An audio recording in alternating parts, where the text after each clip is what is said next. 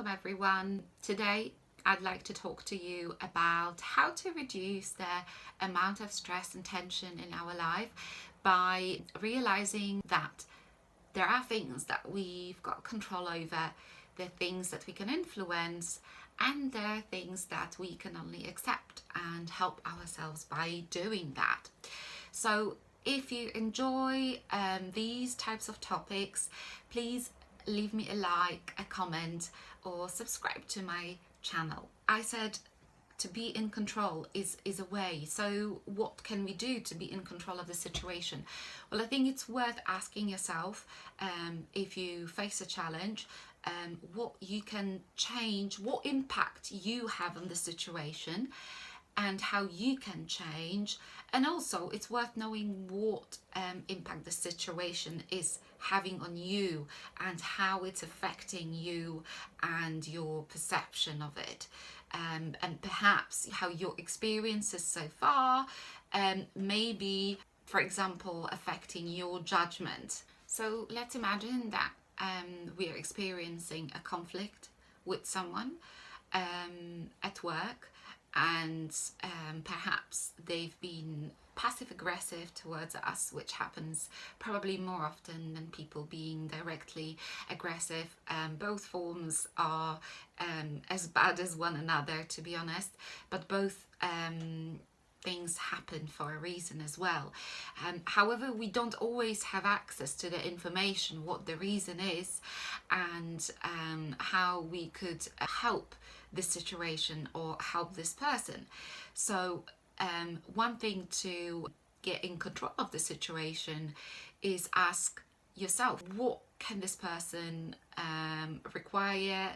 Or if I was this person, what I would like someone else to do.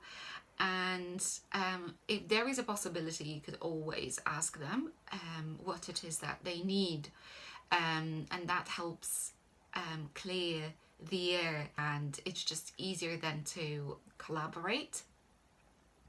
It would be a shame not to be able to do that if we work together with someone, for example. I said that we can influence. Yes, we can, if we go to the effort of finding out a little bit more about the style of this person, the personality style. If we observe them, how they get things done, whether they're detail oriented, they like a big picture, whether they're quick or slower, whether they're more people oriented or goal oriented, we're able to notice what kind of personality they could be, and by learning about different communication styles we could adjust our behavior. And if we know that someone is detail oriented, for example, if we're not detail oriented and our manager is, prepare better and anticipate that they will require this level of detail. If it's the other way around, they like a big picture and we are very detail oriented, because we want to be super accurate. Maybe it's more important for them to have someone provide them with the information in a more time efficient way, giving less detail. So it's just being aware of these preferences and altering our behavior a little bit to be able to have a better relationship with someone. I think if we all did that and respected our different personalities, working together would be much easier. And there is always some kind of tension in teams and people working together. So it's just worth, remembering that at the end of the day, we're all human beings and we all have our preferences. And it's not only about understanding our own, but understanding how we can adjust and flex our behavior to better accommodate someone else's needs.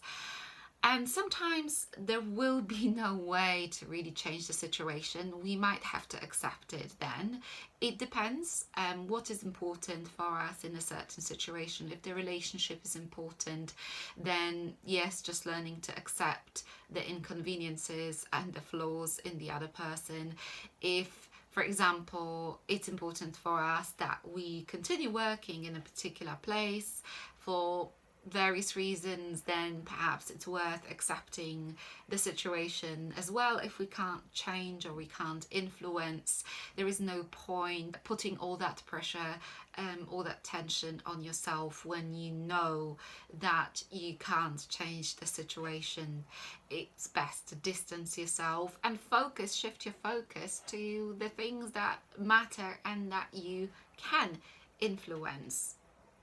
So if you've liked this video, please leave a comment or a like, share your own experiences of controlling, influencing, or having to accept a situation.